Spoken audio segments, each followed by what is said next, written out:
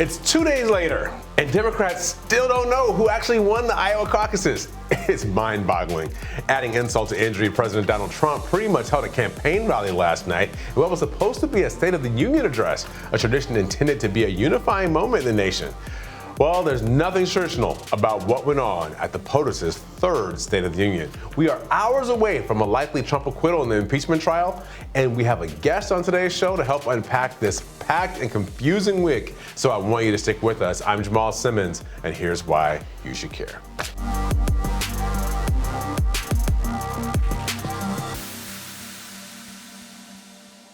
This has been a long year, and it's only the first week in February. Joining me today to talk about everything that's happened in the last couple of days is founder of Autonomy Strategist, Kristian Ramos. Kristian, thank you for being here.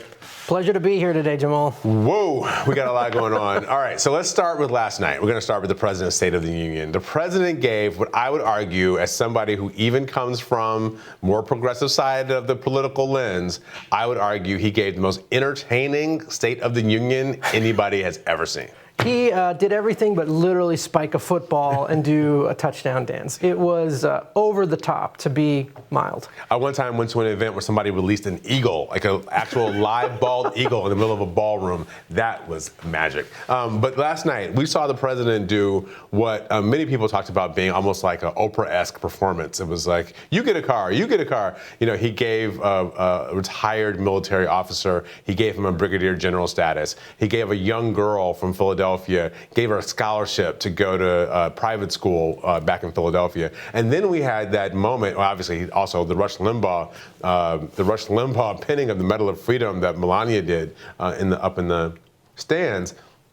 But then we had that moment where he brought the soldier together who was away. He brought that service member back to meet with his family, his wife and his two kids. And I swear there were grown men crying on the floor of the House of Representatives.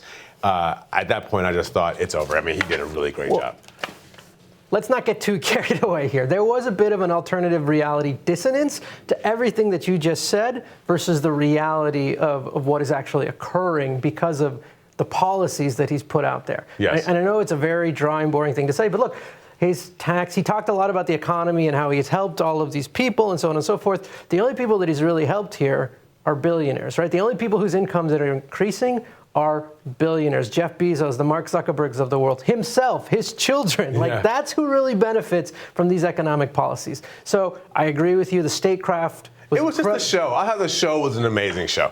You're right about talking about the substance, and let's talk a little bit about the substance. Okay, the President said last night that he's kept all of his promises. According to PolitiFact, the President has only kept or made compromised versions of 27% of his promises. You know how many promises Barack Obama kept in the 8 years he was president? 75%. So Barack Obama kept 75% of his promises, Donald Trump 27 so far. He talked about African American unemployment. Well, you know, Trump has only dropped African American unemployment by 2 points. Barack Obama dropped it by 9 points. I'm glad we're bringing up the statistic because with the Latino community, it was 7 points, and President Trump has only dropped it by one and a half, maybe. And so it's not actually that great. And again, this is this business where you actually saw incredible economic growth under the previous administration. And here, if anything, we've seen that slowing with all of these, promises kept. This trade war with China has been disastrous, right? All of these tariffs, all of this stuff, they're so easy to win. This has hurt people in the manufacturing hubs of our country. This has hurt working class people, and that's a huge problem, especially within communities of color. And one last point for you. The President's he's boasting about creating 7 million jobs since he's been in office 3 years. Barack Obama created 8 million jobs the last 3 years of his administration. So we have actually produced fewer jobs in the 3 years that Donald Trump's been invested in the office than Barack Obama did in the last 3 years of his administration. We also did it without blowing up the deficit. We also did it without spending $1 trillion deficits are coming. That's $1 crazy. There's no way we can have much more economic growth with those kind of things. These are Republicans. That's my point. This is insane. All right. So last night was State of the Union. The other thing happening in the news is Iowa. Brother, it's 2 days later. How is it that we don't know who won Iowa? We may never know. We may never know. What I love is all of these conservatives talking about this. Look, this it happened exactly the same way with them last cycle.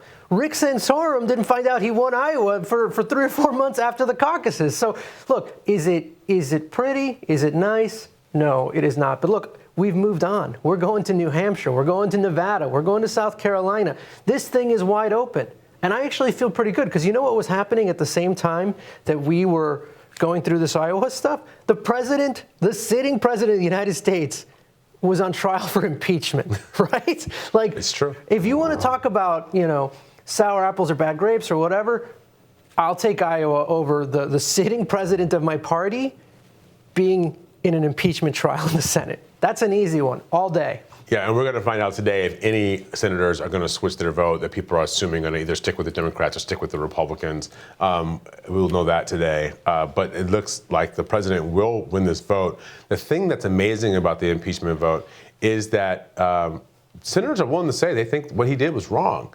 And so it's amazing that people will say what the president did was wrong, but I'm not going to convict him of the crime. They go even further, right? The Marco Rubios of the world, the Lamar Alexanders, the Lisa Murkowskis, they'll say, not only did he do wrong things, he did probably illegal things, but does it rise to impeachment levels? No. Which is absurd how you can say out of one side of your mouth, he broke the law, he did something wrong. There's no question in my mind that this occurred, but then you're not going to impeach. Okay, so that's the past, and the name of the show is called Why You Should Care. So let's get to that part of the conversation. Will anybody care about impeachment? Will impeachment matter going forward in the 2020 campaign? Is this something that's going to move any voters? It's not going to matter for conservatives. They are with the president all the way through. I think with independents and some of these other folks, this does make a difference. They don't like the temperament of this president. He had already gone through this whole thing with Russia, this whole Mueller thing. And I literally 5 minutes later, he's right back into this Ukraine thing. I don't think independents like this. They find that unseemly. They find it unpresidential. And frankly, another 4 years of this is really tough for a lot of these folks to swallow. Okay, and that's Trump's problem. Iowa. Is Iowa going to matter going forward into the rest of the 2020 calendar? How does the debacle in Des Moines play into the rest of the primaries? This is my line on it. It's spring training, right? We just had our spring training thing. We're getting some kinks out. Nevada's going to get rid of that app. We're going to figure out a better way to do this caucus stuff. I was talking to somebody recently. I said 2 weeks. I think it's going to be like 5 days. We're not going to be talking about this anymore. It could very well be that Iowa used to set the pace for the campaign for the rest of what would occur in the primaries. It might be because Iowa's a flub that the next contests that really matter are Nevada and South Carolina, because those are the ones that have constituencies that look more like the choosing constituencies of the Democratic Party. You got labor members, you got Latinos, you got African Americans, you got progressive white liberals. And the question is, are those people in South Carolina and Nevada going to care about what happened in Iowa, since we won't even know really to trust those results? No, I agree with you 110%. I think Iowa is irrelevant at this point. It's all about New Hampshire, Nevada, South Carolina. And I do think those two states, to your point, if you win in Nevada going into Super Tuesday, that matters if you're heading into California, which has got a huge number of delegates. If you're winning in South Carolina, that makes a huge deal in the South, which you have to win if you're going to be the nominee. You know, people don't talk a lot about Nevada, but Bernie, Biden, Warren, how do you think, which one of those candidates you think is going to have some relevance out there? It's wide open. And I think you're going to see the same issue that you're having with the caucuses in Iowa that you're having in Nevada. So it's good that we're seeing this now, but it's complicated. We should do away with them. I'm not really sure why anybody does them anymore.